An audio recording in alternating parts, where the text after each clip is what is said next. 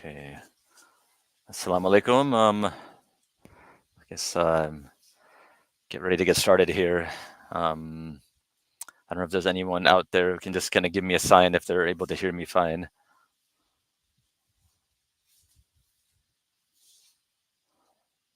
I'll just wait 30 seconds here, so just to make sure this is working properly. Okay. Okay. All right.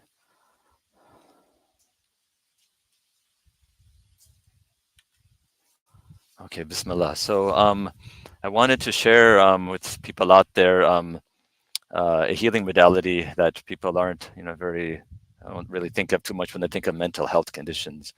We live in an age, where a lot of things are managed, pharmaceutically, and there's a lot of treatment modalities that people don't think of, for a wide variety of conditions, and it's kind of been our hope here, with Forward to Health, that we try to bring to people's attention, alternate, more salubrious, more wholesome ways of managing a variety of conditions.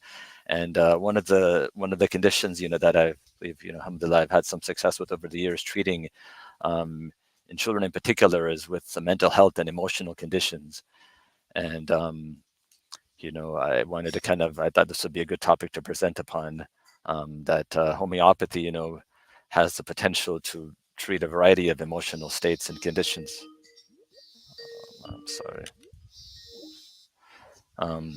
And sorry, forgive me, interruption there. So homeopathy has the potential to treat a wide variety of conditions on the emotional sphere. And so begin with my first slide here, just to kind of give some basic overview of what are the things that homeopathy has had success with historically. And I wanted at the end share some case studies with things that I have, seen or read about in some cases about what homeopathy can do, and a kind of a beginning to end kind of example of what you could see. So as far as conditions are concerned, I kind of listed the most common ones here: depression, anxiety, excessive shyness, being overly closed, states of grief, states of anger, rage, violence, apathy, and timidity. I should have actually included hyperactivity as one of these as well. And if you kind of just step back, human beings are meant to kind of express emotions, and there's a time and place for everything. And I think it's kind of it's a maybe some type of like kind of spiritual misunderstanding, perhaps you could say, that we're supposed to be like, always this kind of calm, kind of this like, some type of like, yogi Buddha figure that nothing bothers, and I think at times we may think that this is a sign of some type of spiritual elevation, but I think this is a mistaken premise. And all of these emotions, getting sad, getting angry, wanting to be left alone, for example, these are all normal states. But if these things go on for too long and kind of go beyond, what would be considered like a kind of a healthy modicum, then that's where where things should be done, and and treatments should be looked at. And so as far as these are conditions that homeopathy has helped with. And just to kind of just give how people may have different familiarities with remedies and homeopathy, but like in terms of like hyperactivity, there's remedies such as tarantula, tuberculinum. There are like for excessive shyness, there's been success with, like, for example, Bariata carbonica. Being overly closed, mercurius, natrum muriaticum can be remedies. Anxiety, again, there's a wide variety of remedies, but amongst the common ones can be arsenicum, and phosphoric acid. Another one, sorry, phosphorus, not grief is phosphoric acid. So arsenicum, phosphorus for anxiety, grief states.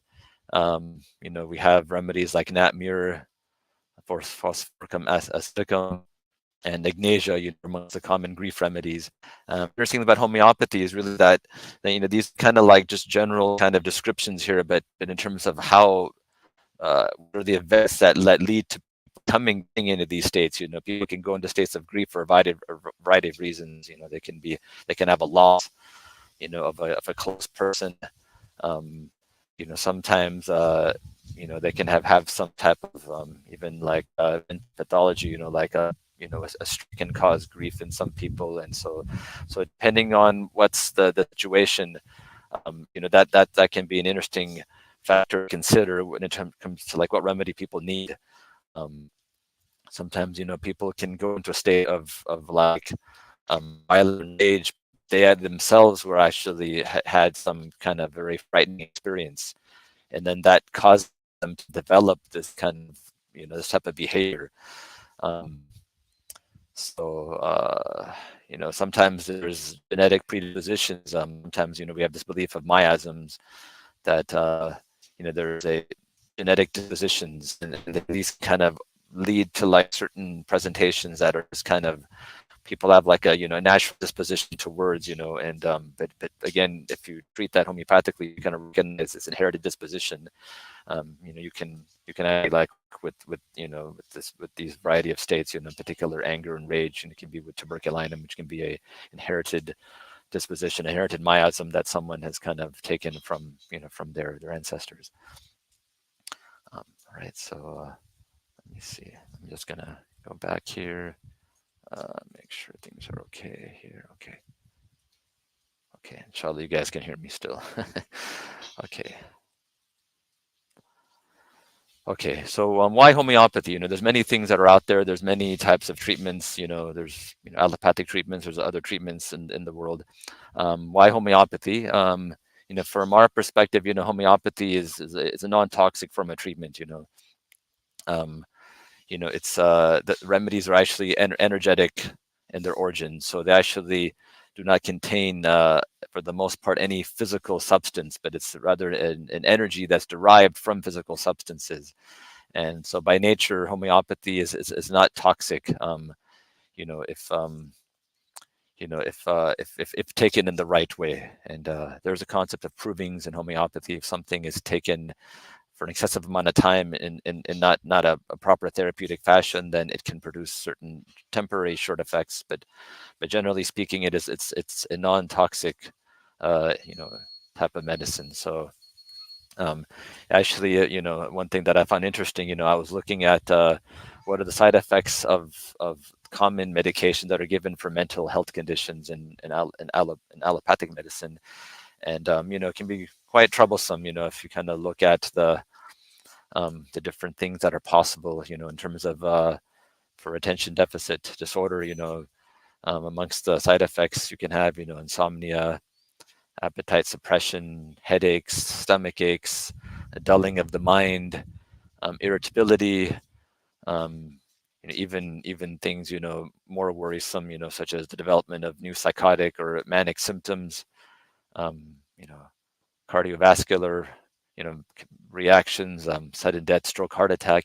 Pretty pretty troubling, some of the things that can happen, in suicidal ideations. And there actually was a study that had been done in the British Medical Journal that showed a 30% increased risk of suicide in adults from 18 to 40 years old after they'd begun Ritalin, one of the most common medications for ADHD. And it's a reasonable percentage increase, 30%.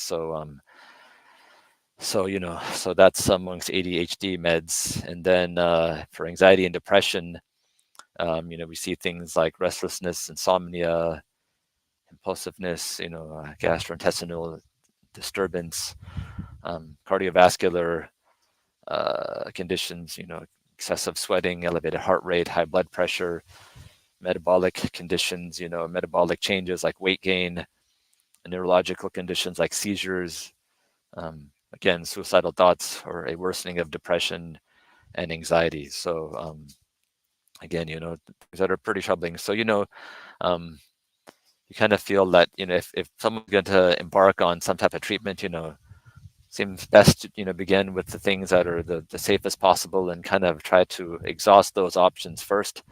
And then, if those things don't work, then one consider, kind of taking it to the next level. But in general, like minimize harm, and try to avoid harm. So Hippocratic oath states. So the other option, the other advantages of homeopathy are, that it actually has a potential to get at the root cause. That you're actually, not kind of treating something symptomatically, but you're actually able to kind of get at the root cause. You can cause a change.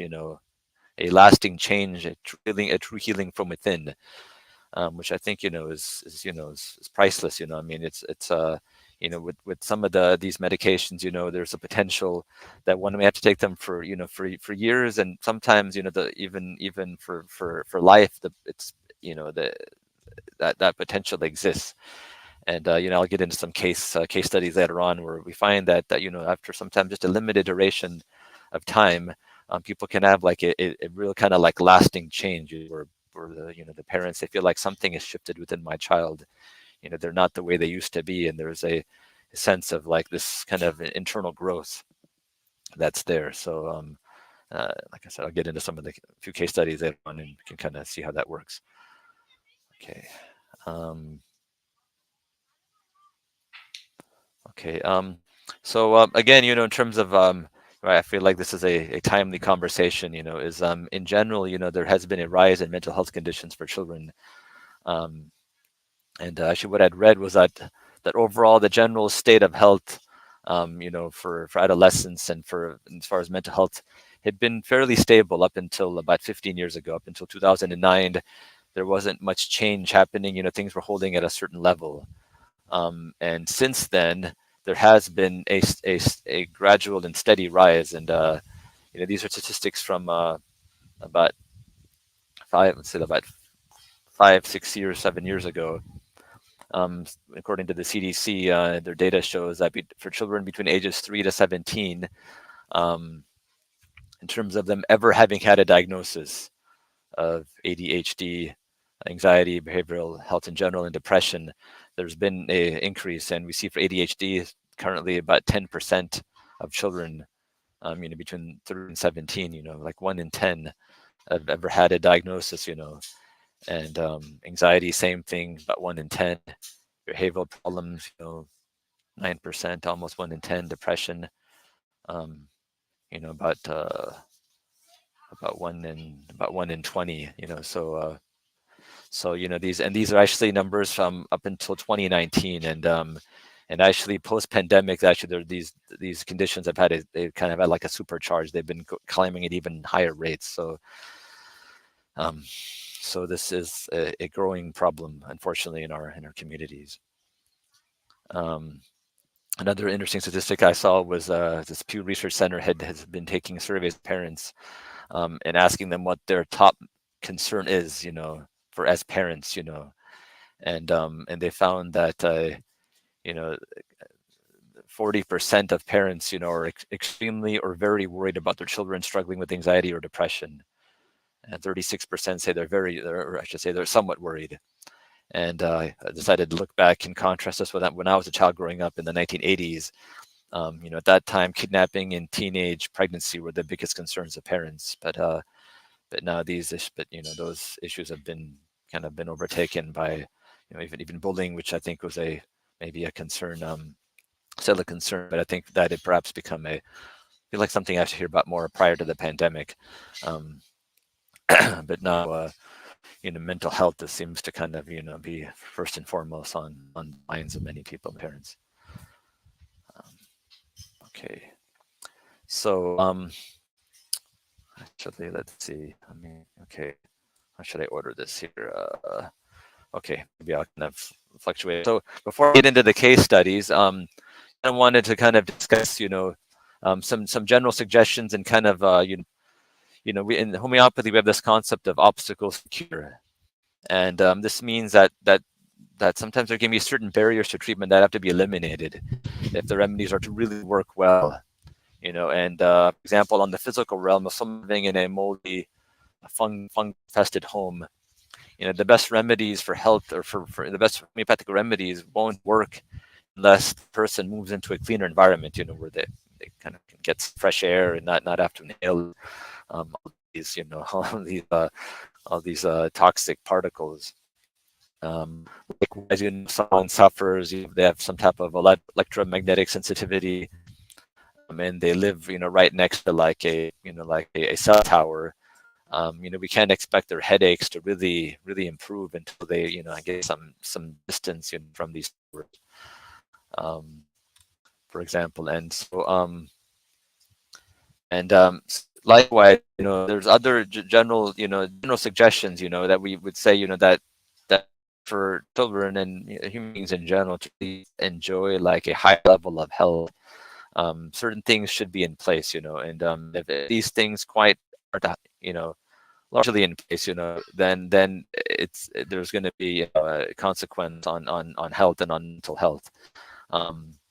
I came up with a few things which I thought we're discussing a bit. The first one is just, sounds kind of, common sense and cliche, but love. I mean, we're all like beings that need love, and if love isn't received, then there's going to be, we're social beings. We need others that to show us concern and affection and nearness, and so that's where it's, it needs to be taken into consideration.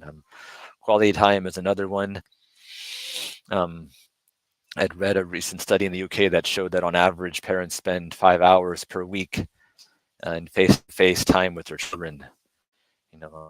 5 hours a week, not day, but per week. And parents mostly blamed, surveyed parents mostly blamed TV, social media, and phone time as the reasons for the loss of family time. But yes, as much as people can spend, quality time with their children, have meals together, just have one-on-one FaceTime, where they're not distracted, not trying to do something else at the same time. Just kind of sitting down, eye to eye with their children. It's goes without saying, it's quite important. Real human interaction, limiting social and device time. Actually, there was interesting. A study had been done, or a recent report actually been released by the U.S. Surgeon General, just maybe in the last 2 months, on the epidemic of loneliness and isolation, and how much this issue has kind of become like a epidemic in our society. Just people feel alone and feeling cut off. The Surgeon General, well, actually, from what I can gather, seems to me a very sincere individual. I think he's actually of like South Asian, Indian origin, and I believe he'd done like kind of a bit of like a nationwide tour, just getting to know people, talking to people, just connecting with common Americans. He was taken aback how many people were saying how lonely they felt, and when we think of loneliness, it's not just someone feels alone, but there actually there's a lot of health ramifications that come, and which I actually intended to include this in my slide, and I think I somehow lost track, but they actually done a comparison on the adverse health effects that come from different things, and they looked at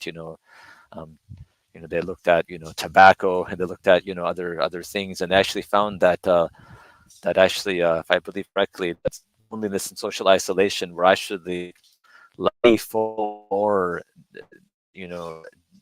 deleterious on the health of people than even smoking. Which I was quite surprised. We really kind of think of inhaling toxins, direct toxic inhalation as being like the worst thing we can do for our health, and this actually showed that no, actually the mental condition of people actually is how they interact with others and how they feel with others, with society, is many times more powerful than something like cigarette smoking. And, so actually kind of interesting, and maybe that's a little tangent, but in homeopathy we actually do consider that the mental health, actually mental emotional health, sorry, that mental emotional health is actually when we look at people's overall state of health, we actually weight the mental health like more than the physical health. The mental is first, emotional is second, and the physical is actually third.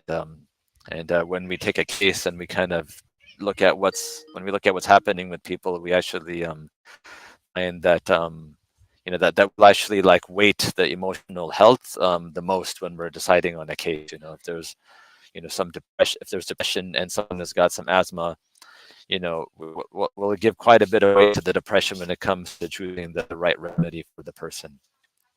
So it's interesting that being said, that they found that these issues of loneliness and isolation have more powerful effects than even physical toxins. And one of the conclusions of the report was that loneliness and social isolation actually increased the risk of depression and anxiety for children and adolescents. And that risk remained high for 9 years after. So even if there was a period of these things that were there in the life of one, that the effects could actually remain for almost a decade later. And it's quite heavy. Okay, going back, just a couple other things worth mentioning here in terms of things to consider, general suggestions and obstacles to cure.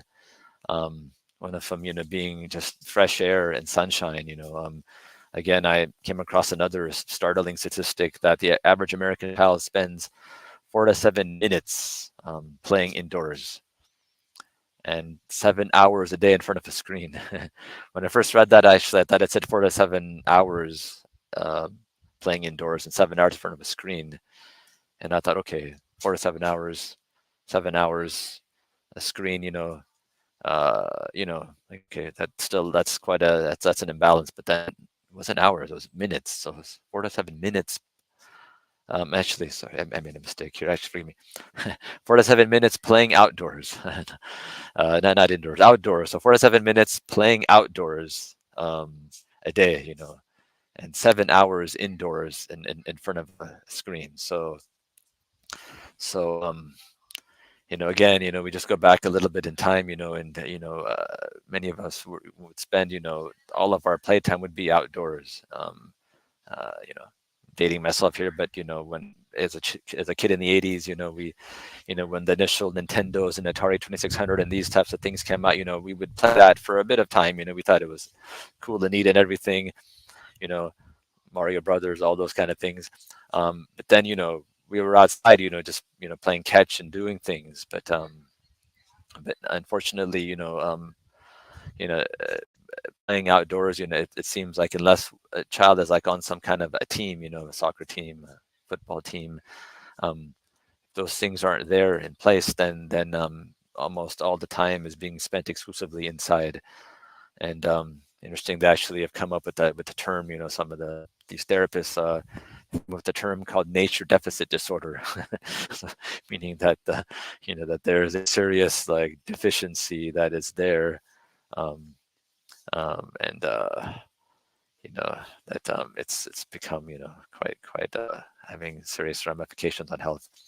Um, the last thing that worth mentioning, that I thought was to talk about is also diet. And diet again, is a um, can have an effect on mental health. It's not just causing obesity and diabetes and those types of things that people think about, but even as far as mental health is considered, um, just to I would say, just to kind of begin with, is that we should try to encourage a clean diet, one that's kind of free of, as much as possible, artificial colors, artificial flavorings, additives, preservatives. People vary in their sensitivities to these things, but they are fair number of children that just from having artificial preservatives, red 40 and all these types of things, it will actually cause them to become hyperactive. And so as much as we can, we should kind of try to keep the diets of ourselves and our children as clean as possible, without getting into really specific types of diets, ketogenic, Mediterranean, all these types of FODMAPs diets, all these types of things, but just try to keep things clean, just as much as people can ideally eat organic. um, you know, trying to eat foods that promote a healthy microbiome, you know, getting enough, you know, vegetables, having a variety of foods, um, you know, minimizing wheat, trying to have more ancient grains. You know, modern wheat is hard on people's stomachs. It's hard on, it can cause damage to the lining of their stomach. So ideally kind of trying to have more ancient grains in their diet. Um, you know, millet, spelt, kamut, corazon, these other types of barley types of grains that are simpler on the lining of the stomach. Um, if the lining of the stomach gets damaged, then things get into the bloodstream that don't belong there, and it can affect the nervous system. It can affect actually a wide variety of different systems. The heart, a lot of things get affected by getting things into the bloodstream. So trying to do things that promote a healthy microbiome is important. Fermented vegetables, cultured products, raw dairy, having sufficient omega-3 in the diet, cod liver oil, you know, deep sea fish, you know, grass-fed animal products. These are all things that can be good for overall health and mental health. Okay. How are we doing on time here? It's been about half an hour. Okay. So actually, perhaps this over from the Surgeon General's recommendations, I thought they were some nice things mentioned, and maybe I'll just mention read one of these things, and maybe I'll give 2 minutes for people just to kind of read over the rest of these things. But you know, interesting actually in the title of the report, it mentioned that you know, our epidemic of loneliness and isolation, and also mentioned the healing effects of social connection and community.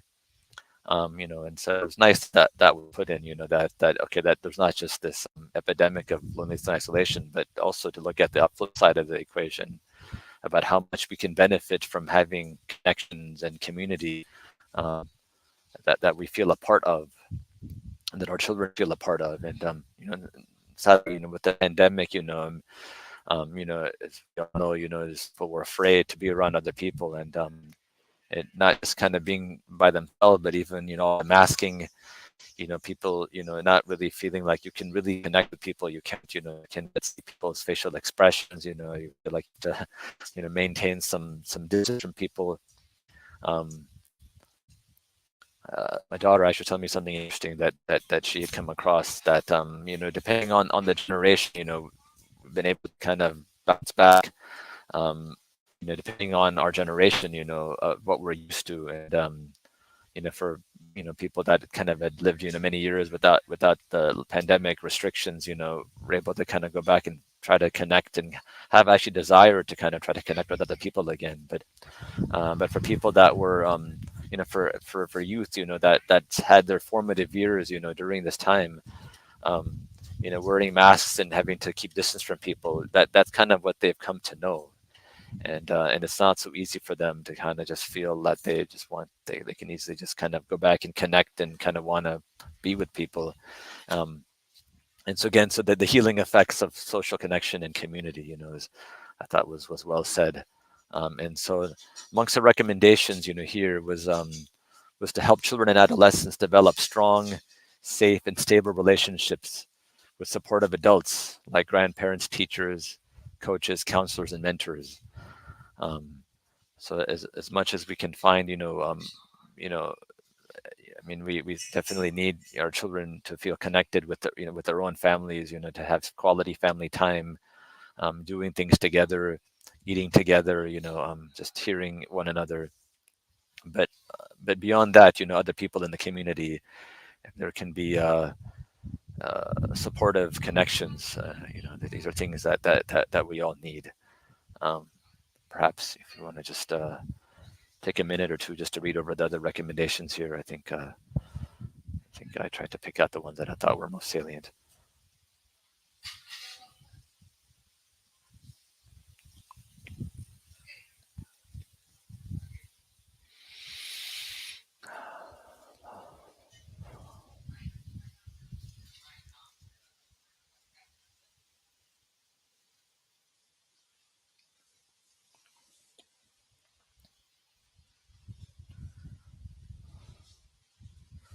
Okay, so now what I wanted to do was get into some case studies about kind of about what homeopathy can do, and and I have 3 case studies, and the first here is a girl, 13-year-old girl that I'd seen a few years ago, and she was had kind of come from a family environment, where there'd been a breakup in the family, a divorce between the parents, and her mother kind of brought her to me, and she's depressed, not caring about life, just kind of apathetic about things, kind of a little bit of like nothing really matters. But at the same time, also violent. So it wasn't just apathetic and just kind of, but let's, seeming suppressed anger, violent, hitting her sister, smashing objects in the house. Also, this lack of compassion and concern for others.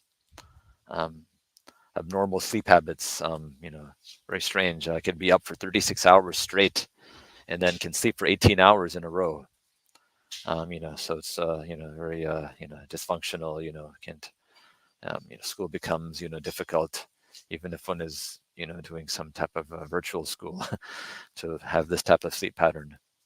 And mother taken her as well, and prior to starting homeopathy, your mother taken her to a neuropsychologist and was diagnosed as intermittent explosive disorder.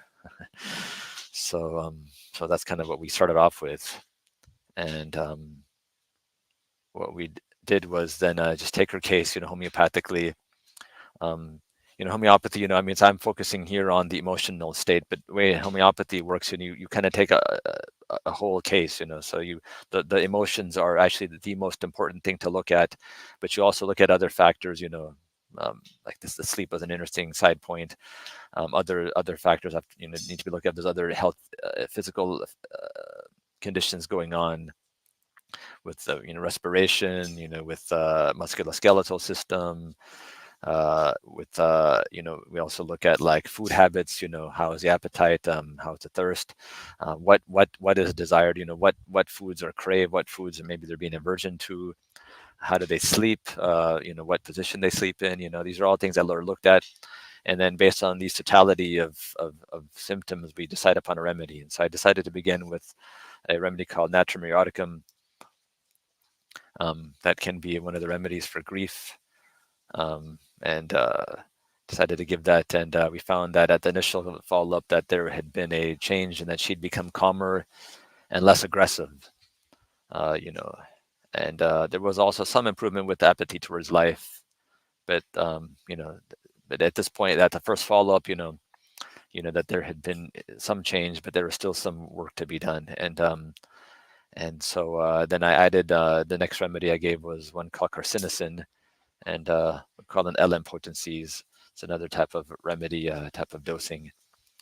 And then at the follow-up, we noticed that her aggression had become much less, and she started to become more open towards receiving affection. But at that point, if initially if the mother hugged her, she was just visibly uncomfortable. But there was some shift in receiving affection, and the depression became noticeably better.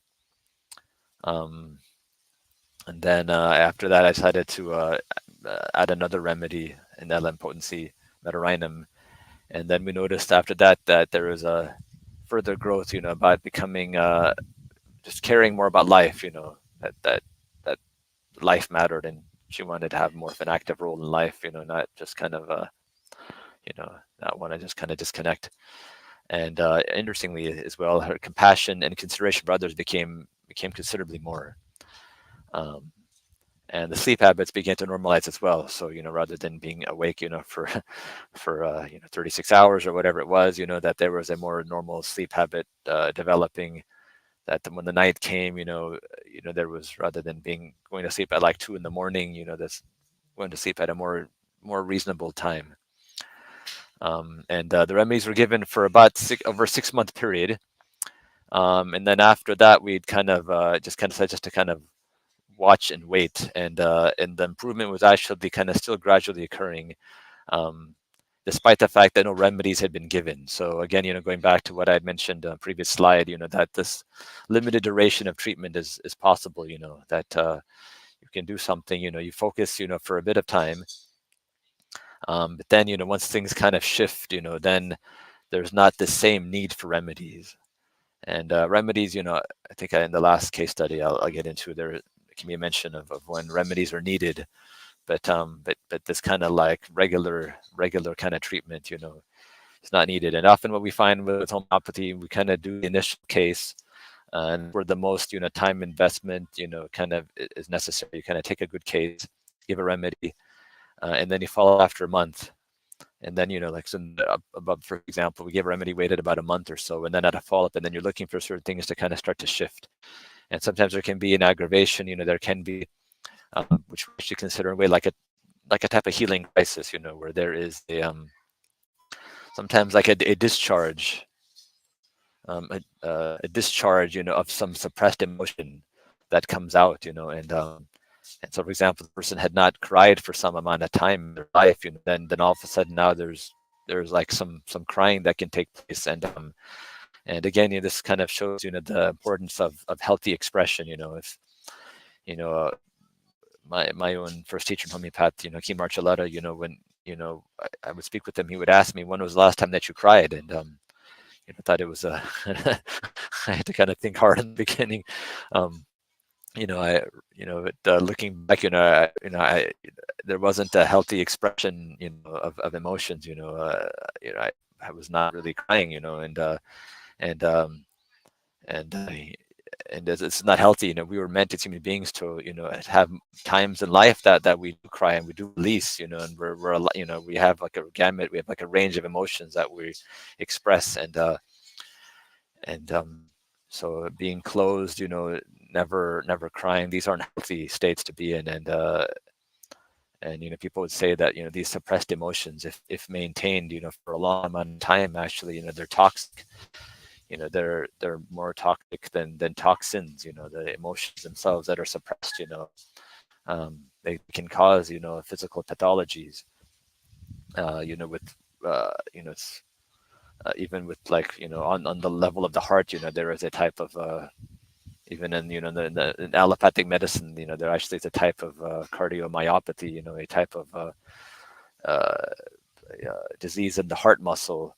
It's kind of enlarged heart, that can come from grief. I forgot the name. It's a type of the Japanese term, starts with a T, but that even they mention in allopathic medicine, and this can occur from grief. And so emotions are not meant to be suppressed, and often we're happy after remedy if there is some discharging or some outward expression of emotions that haven't been shown in some time.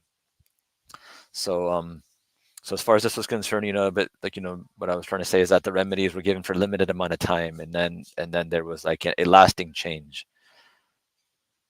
Okay, next case here, I had a 4-year-old girl, and had very kind of sweet, kind parents, but the girl herself was aggressive, hitting her parents, screaming, having these wild behavioral fluctuations and tantrums, throwing objects, just quite a difficult child. And on top of that, she also had kind of a tendency to chesty coughs and frequent fevers. And so again, took the case, kind of look at these things, and in this case, we had not just the mental states, but but physical issues going on as well, with the frequent fevers and coughs, and ended up giving her like a combination of 2 remedies, carcinosin and pulsatilla in LM potencies, over a period of several months, and found that the tantrums disappeared, her extreme behaviors normalized, and in addition to that, even on the physical level, her frequent illnesses resolved. There's a time that we're having to have appointments. Often she would keep coming down with a fever.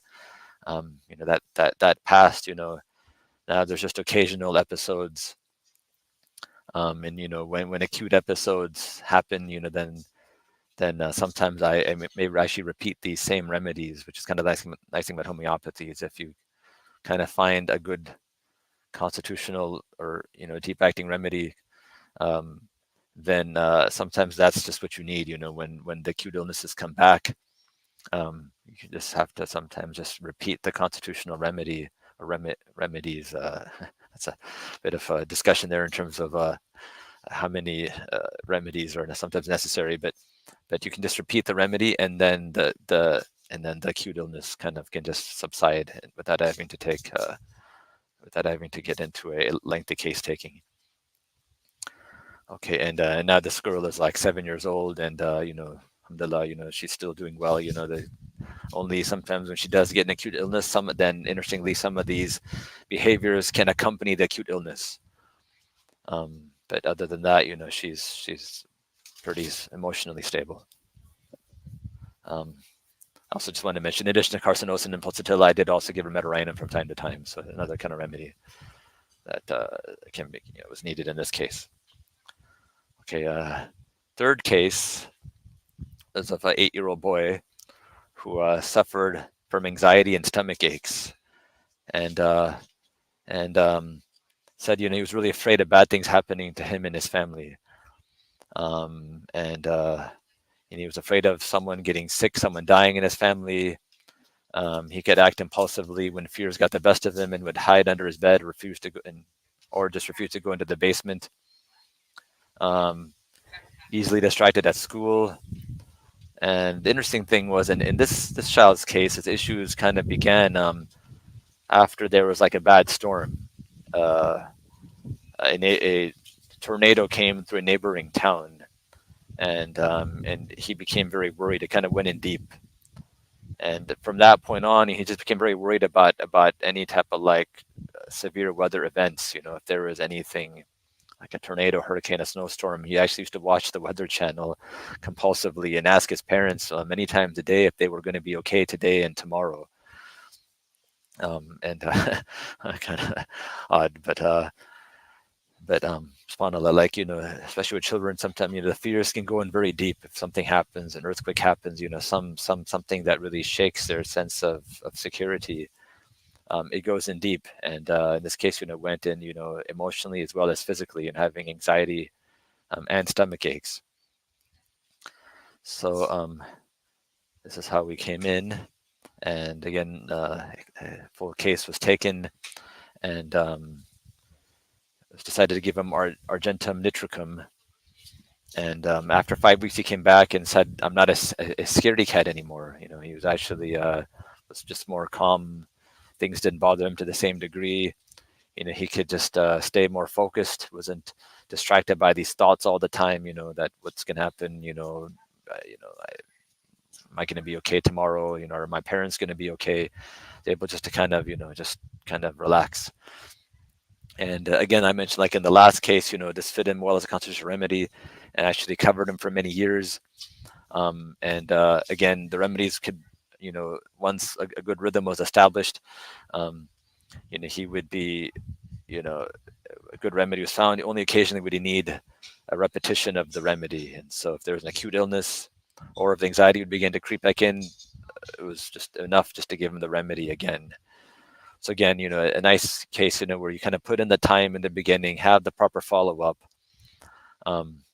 make sure things are going well, and in the beginning, just do those, get the proper rhythm established, and after that, then you can relax. The appointments are needed with the same frequency, and you can have a good run then. Okay, so let's see here. Assuming this is working properly, I wanted to open up the floor here, and actually see if people had any questions or comments about anything that was said.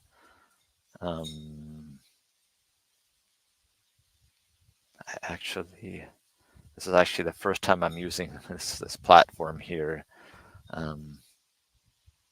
I'm used to like Zoom, so I'm not sure, to be honest. Okay. But okay, I guess there's no questions at the moment. So okay, okay, fine then. So I think we can leave it at this then. If you want to reach out to me, I've left my contact information here just to learn more. Okay, actually, I do have a question. Does homeopathy help people quit smoking? Interesting. I would say yes. Well, to be honest, I have not had someone come to me with this issue, but if I kind of think back to my studies and also kind of how I would kind of approach that if I did, because they are actually apparently there is a homeopathic remedy that has been at least in the past marketed for helping people quit smoking, and if I believe it's derived from tobacco. Kind of this interesting relationship between what can cause something and what can remove it from one. Um, and so if I'm not mistaken, I believe tobacco homeopathically may be given to help people quit smoking, but from what I heard, it's giving that is like, it causes like a temporary kind of disgust with smoking. So in that way, it doesn't work. But I would say is that you know because homeopathy has its potential to kind of cause some level of kind of like to balance the emotions, and if there's kind of some level of like restlessness, for example, that's there, that's just causing people just to kind of like reach for things, not keep reaching for sweets, keep reaching for this, not having this kind of calm level of just tranquility, we can say. Then if the remedies work well, then it can actually kind of help remove that type of restlessness that's there, that may be causing someone to be reaching for things. And what I've seen as well is that if a remedy does work well, it can do what I call, lack of a better term, activate like the self-preservation mechanism, where somebody feel like all of a sudden it's easy to do things that before somebody, like if someone had habits they're trying to break, now they find them easier to break those habits. And so people were having too much sugar, if people were not having the himma, the motivation, to exercise. I had one lady once mentioned to me, like wearing artificial, like synthetic fabrics. She found that after she was treated, she felt like felt better emotionally, and overall health was better. She found that she wouldn't want to wear artificial fabrics anymore. She felt like inherently this isn't something that's good for me. And in that same vein, if there is this kind of like deeper kind of state of vitality within the person, they may find kind of the wherewithal to kind of quit habits that they've been struggling with. So okay. um okay any other questions?